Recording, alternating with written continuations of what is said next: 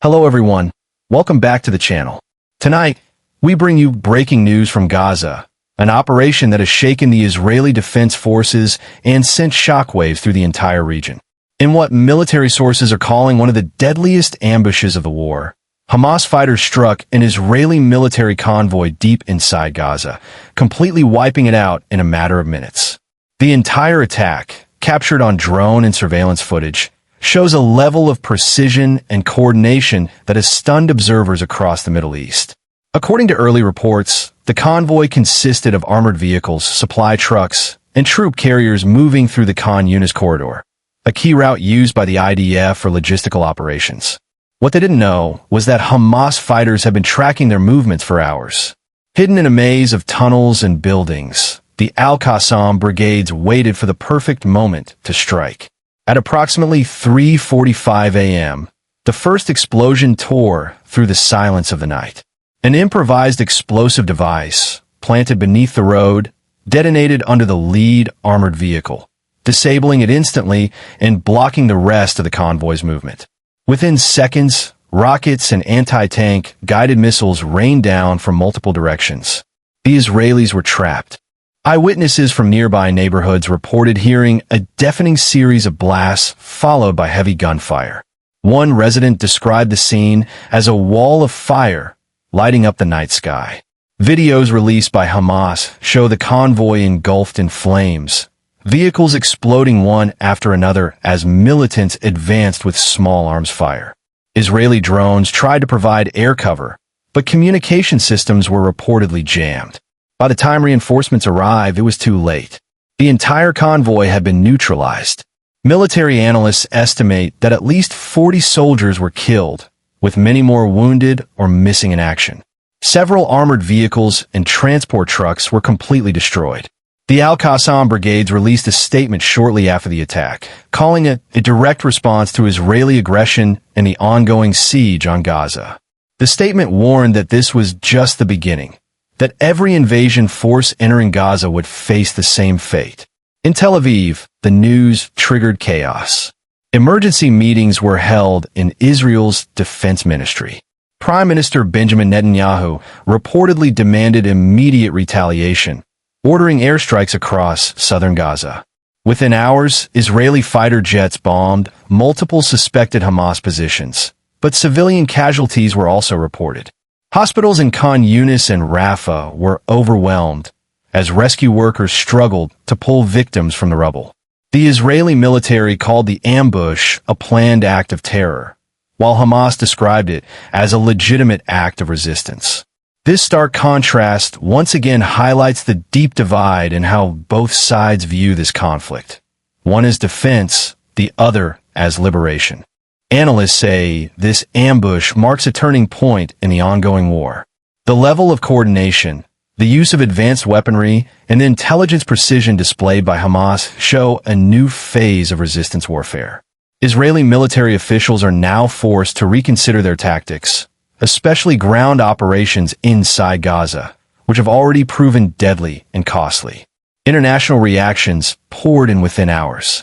The United Nations expressed deep concern over the escalating violence and called for restraint on both sides. Iran praised the ambush, calling it a heroic blow against occupation forces.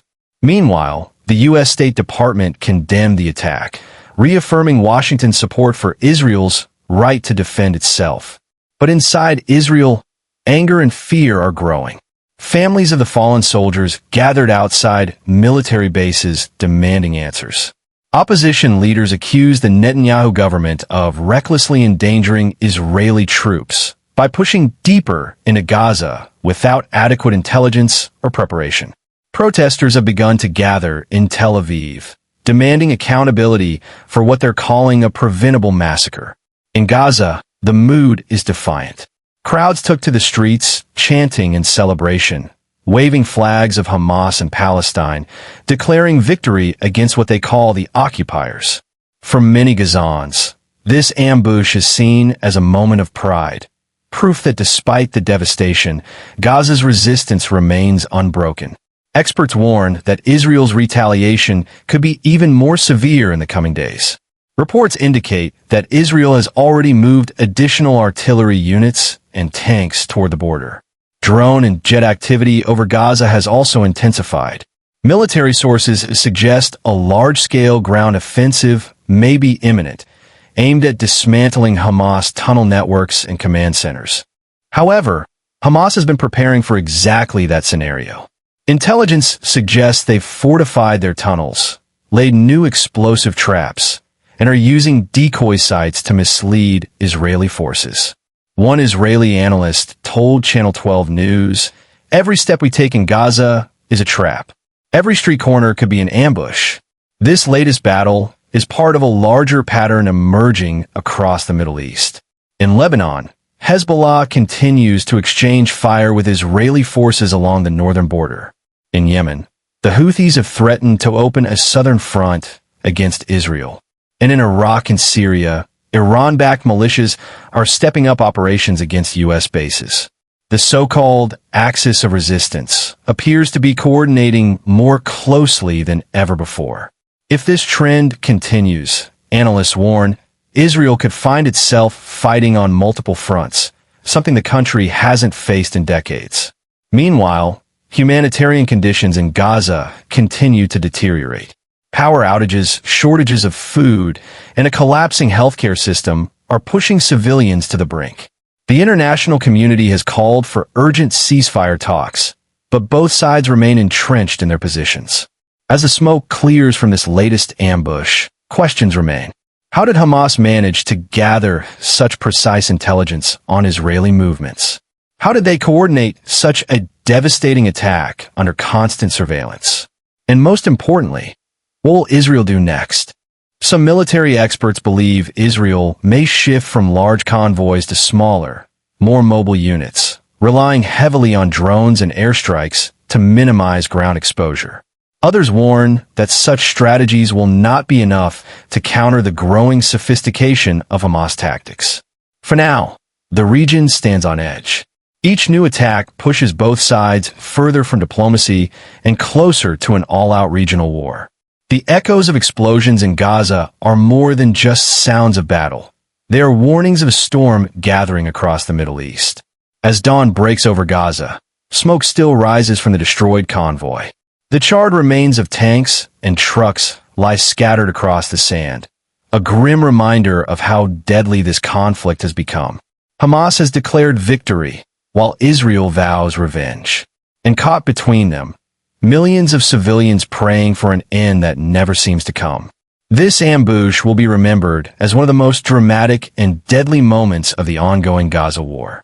It exposed the vulnerabilities of one of the most advanced armies in the world and showcased the evolving power of resistance movements in asymmetric warfare.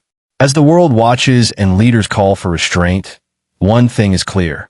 This war is far from over. Each strike and counterstrike only deepens the wounds, fuels the anger, and sets the stage for the next deadly chapter. Stay tuned as we continue to monitor this developing story. Updates are coming in every hour, and we'll bring you verified details as they emerge. Thanks for watching. Don't forget to like, subscribe, and share.